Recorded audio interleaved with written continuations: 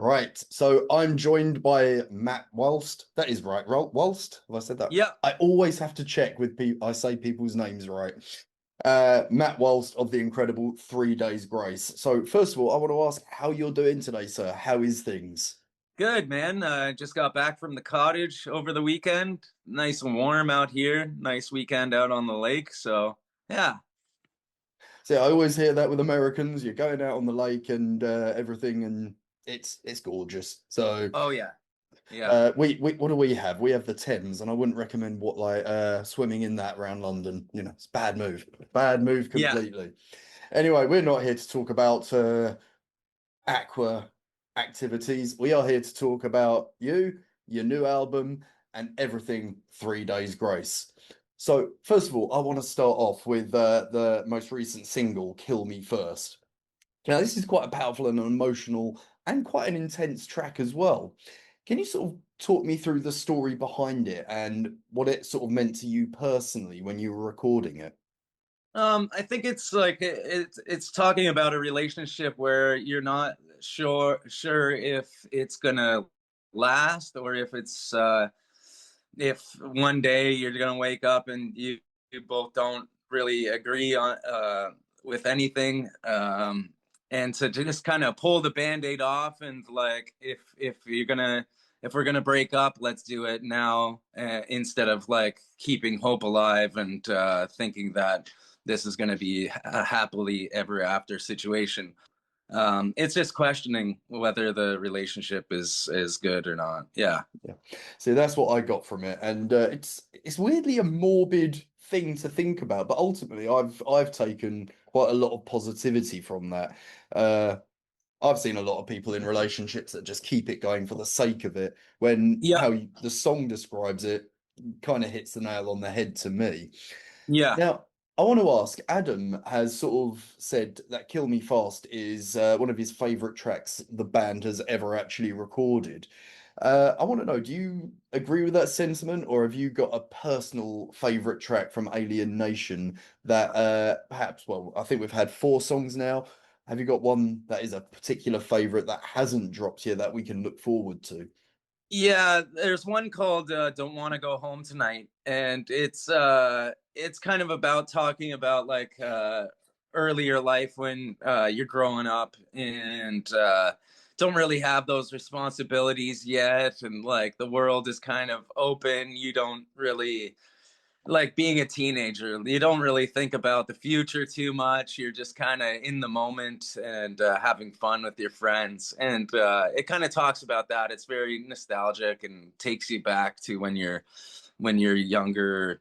I really like that one. But Kill Me Fast, it does have like I get what he's saying. It has this goosebumpy like catchiness to it where it just gets stuck in your head. And I think after writing it, we knew that it was going to be a big song. We just all felt it. So I think that's what he's talking about. Yeah, well, he's not wrong. I'm going to be honest. It's the one that sort of captivated me from the 4 tracks that have dropped. But you've got was it Nice. yeah, was it Apologies, Mayday, and I forget the other one that's been Dominate, it's released. called. Thank you. Yeah. Yeah. Now these have already made quite a big impact. Was there a particular reason why you picked these 4 tracks as the singles? Because they're also right at the beginning of the album as well, so they're not even sort of spread out on the track list from Yeah, what I can like tell. there's one on the album called Death Wish that is really good, like up there with those ones too that I think people really like. There's lots on the album. Um but these were kind of our we put our these ones out. We thought these ones people would really like. So yeah, there's so many though. Like there's other ones that were up there too. So Cool. Now, excuse me, I've got a frog in my throat there. I've already mentioned the name of the album, Alienation, which I'm kind of digging the name of the track of the album, and it feels like a bit of a fresh chapter almost in in 3 Days Grace's repertoire. I think it yeah. almost, to me, I've picked up. It kind of feels like it's going back to your roots a little bit. But how Yeah. does the approach of blending all of this work for you? Was it Do you know what? I've lost track of the question I'm trying to ask, which Yeah, was it difficult finding like where I was singing and where Adam was yeah, singing? And that's kind of where I was going because it kind of just like it worked out the way just like we didn't think about it too much. In certain songs, we're like, okay, maybe we back and forth here, and like then you sing this chorus, I'll sing the next chorus. But Howard Benson, we've always done vocals with Howard Benson, and a lot of the songs we kind of left in his hands to figure out where Adam was singing and where I was singing. But a lot of it came naturally to where like, okay, I'm gonna take this part, you take this part, and yeah, it just came together really naturally. Even the songwriting, when we all got in a room together, it just started coming out and just was so easy, and we knew right then that this was gonna work and this would be the next chapter to 3 Days Grace. cool. Now, what is the actual story behind the title Alienation? Because I've kind of interpreted it my own way, but I'd love to sort of hear what you guys as a band Yeah, like intended from that. I think there's a common thread on 3 Days Grace albums and songs where we create our own alienation where we like we feel so connected sometimes like through devices and phones and but sometimes we create our own like loneliness and you just feel like alone in the world. So yeah, that's kind of what it's about. Now, one of the big things that's happened, I say recently, I think it was back in 2023 that Adam actually kind of surprised everyone and came back to the band. Now, Yeah. how did those conversations actually come about? How did he get brought back into the fold? Because I think it was 2013 when he initially stepped away. Yeah. You know, yeah, how did these conversations come about? How did this all lead up to him literally surprising everyone and returning? Yeah. So at first, me and my brother were talking about it in like COVID times when COVID went down. And like just to throw in the idea around like how cool would it be if Adam came back and I stayed and we worked together and sang together. Um, and then we like I was texting with Adam and said like, hey, like we're playing Huntsville, which is like right down the road from where Adam lives in Alabama. Um, and yeah, he was just like, yeah, I'm down. So he came out and sang a couple songs then. And then we came back and played Nashville again. So he came out to that one and just surprised everybody. Yeah. Well, I mean, it was a big surprise. Even when I read the news about it, I was like, "Oh, this is kind of exciting stuff." Yeah. Cause like nobody's ever really done it before, like nobody's, you know, really like aside from Van Halen, but they never really put those two singers together on a tour. So True.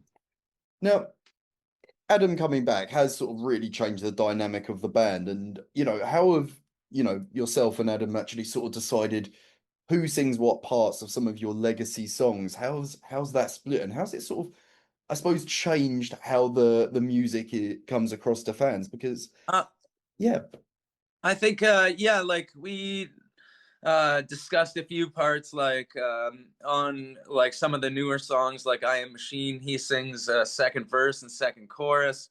And then like on like a song Break, I'll sing the second verse and then back him up on the chorus.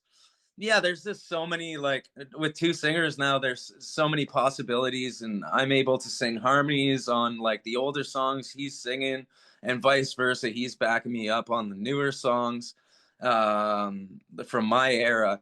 So the possibilities are just endless with two singers. It's been a lot of fun, and we're able to give each other a breath, like when you're a lead singer of a band, especially a band like 3 Days Grace, who has so many high like pitched song like yeah.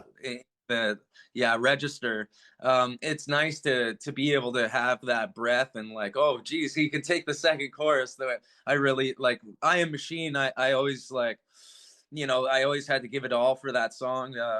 This by the second chorus of that song, I was always like, oh god, am I gonna make it through this chorus? so now it's just like he's there and able to sing that, and it gives me a breath, and then be able to come in on the bridge as strong as I was when I sang the first chorus. So it gives us a breath and able to like put our best foot forward. Cool. Now, you have just wrapped up a sold out tour in Canada, the Great White North. Yeah, Has, shared stages with people like Disturbed and everyone, but you're going to be coming over to the UK again soon, I think in December, with a yeah. date at Brixton Academy. What can we in the UK expect from this new dynamic? Is there anything that you can share or any surprises that will be in store for us? Um, yeah, like it's a new energy, man. Like when you see it, it's just like, yeah, we're having a lot of fun doing it because it's new again, and just to expect lots of energy and hopefully lots of mosh pits. Definitely. Well, Brixton Academy, it's a venue for circle pits, I'm not going to lie. It's nice. Now, one of the things that's coming up, I can't remember the actual date. I want to say it's in August. You're doing a sort of a fan-focused pre-launch and a playback of the new record. And this is at Sony HQ in London. Yeah, Now, do these sort of like more intimate experiences change the way you see your music and how you connect with your fans? So I've not had a properly looked into this, but it's kind of a digital one where yeah. people will be Like dialing in. I've done something similar in the past where we let our fans listen to the record first and get reactions, and yeah, it's really it's giving back to our fans who have supported us for years, and our biggest fans who support us online, and yeah, it's a way to give back to our fans. Cool. Now, something that I am quite fascinated by, one of your songs, I Hate Everything About You, has just recently joined the Spotify Billion Streams Club. How Yeah, does that feel to you, and the rest of the band for something like that to happen? Because I think the song it's coming up to 20 years old now, and yeah, even when I say that, I was like, 3 Days Grace aren't that old. Then like, and then I have to look yeah, at my own self and go, yeah, I'm in my 40s now. Where did that time fly? So, seeing that is quite an impressive feat. How does it feel to you guys and to you yeah. personally? I think everybody's pretty stoked to be part of the Billions Club. That song, I remember being 19 years old and my brother playing me the demo of that song and being like, "Oh yeah, this is a hit song." I was like, "This is like, yeah," and it was undeniable that that was going to be the first release off that record. It just, it's one of the best breakup relationship songs that you can ever write. So yeah, we couldn't be happier to have that in the Billions Club. That's really cool. Now, I do need to ask as well, because it is a very popular song. Has it, given you and the band sort of more drive and energy to play it? Because I do know with some artists, when one of their songs becomes that popular and that in demand, it kind of takes away the joy of playing it. Has this injected that back into it? It's always been awesome to play. People sing it. It's so simple to sing. Yeah, like I think it's always been a great song to play and sing. We're not one of those bands that kind of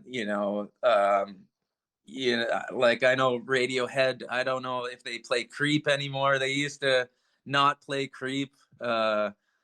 But yeah, like we love playing it. We've always loved playing it. Perfect. I mean, that's great to hear. Now, Yeah, something I do want to touch on, because I'm always fascinated by the different reactions I have from bands. Uh, I'm always fascinated by the relevance of full albums these days in the streaming world, where artists can just drop songs here, there, and everywhere. How relevant do you think like the actual delivery of an album is? Because me personally, I still love seeing an album release. But I think how people have changed in how they consume music is quite an interesting thing, and I'd love to hear your perspective on that. yeah, like I'm kind of in the middle, man. I see both sides. I see how somebody would like.